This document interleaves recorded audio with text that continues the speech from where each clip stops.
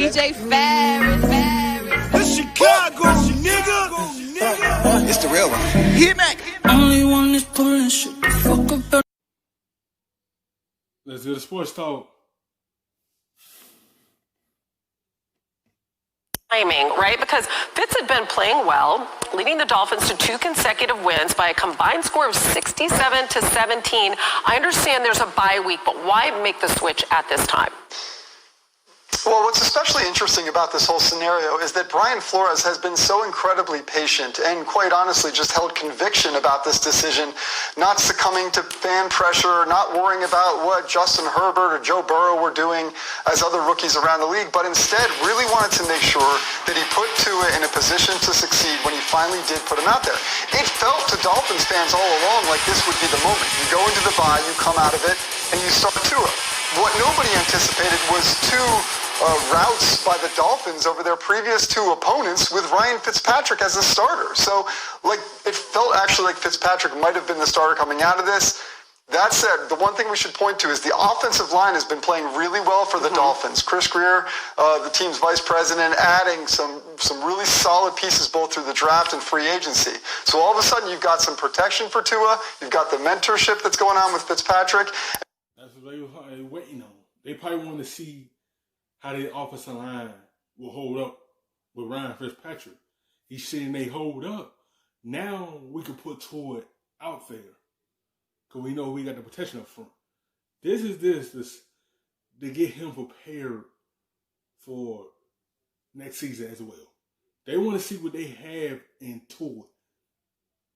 That's why they put him out there. They want to see what they have in him going forward. This is all. Now you can observe what type of quarterback he's going to be because now he's going to play the rest of the way. Really, you've got a situation where now Tua is in a place to succeed, and that is what was most important to Flores all along. Absolutely. You can't ruin a quarterback by starting him too early, and also with Tua's health and history. I mean, you have to be able to protect him. So that line has to be solid. But I'm thinking back to Patrick Mahomes, and he was able to sit behind Alex Smith for an entire year, and he has said how much that meant to his development. Yeah. Talk to me about this relationship between Tua and Ryan Fitzpatrick. I mean, you see them there on the bench. It really looks from the outside to be a great mentorship. How is it from your perspective? Right. Well, Hannah, I hate to call Ryan Fitzpatrick a backup quarterback because, quite honestly, he deserves to be called more than that. But if there was a Hall of Fame for backup quarterbacks, Ryan Fitzpatrick belongs to be the first inductee. This guy has been mentoring players. We saw it with Sam Darnold and even going before that. But in this situation, he came into this spot and knew that That's what he is. It's nothing to Ryan Fitzpatrick because he's one of these players. That's when he like this. That's when he like this. That's when he like this. That's when he like this. Like this, like this. Like, that's what he's a backup quarterback.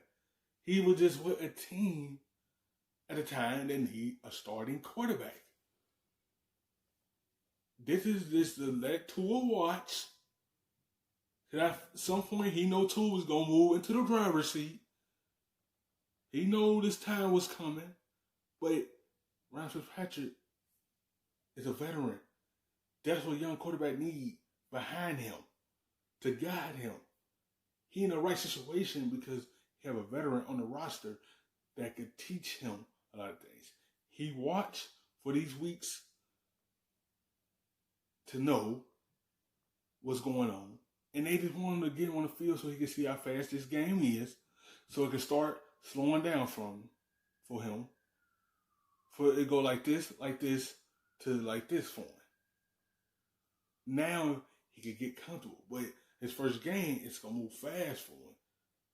As the game go on, it's gonna potentially slow down for him. As he continue playing, that's what it's gonna do for him. This is to see what they have into it. Was going to eventually replace him, and he has been nothing but the best mentor. The Miami Dolphins organization absolutely loves Ryan Fitzpatrick. They love him. I would think that they would offer him a job in the organization if it wasn't even just to play quarterback at this point. They truly treasure him, and I think that moving forward, they want to see him. I know there's already talk about, will they trade him to the Dallas Cowboys? Honestly, that would surprise me from the standpoint of how much he means to the locker room in Miami. I actually, you know, who knows what happens? Who knows what Jerry Jones would offer up? But I actually think that the value that the Dolphins place on Ryan Fitzpatrick extends well beyond what he does on the field. And especially this year, you need a great backup quarterback. And they have a chance now that the Buffalo Bills have lost consecutive games. They're right there in the division. They're going. And they see it now. They see an opening. They see the opening. Yeah, the Buffalo Bills lost 2 straight. The Buffalo Bills got their little slip and slide right now going, and they seeing that door creep open a little bit. We have an opportunity right here. And New England is lost. I see a step we could take. For it, it's Tua time.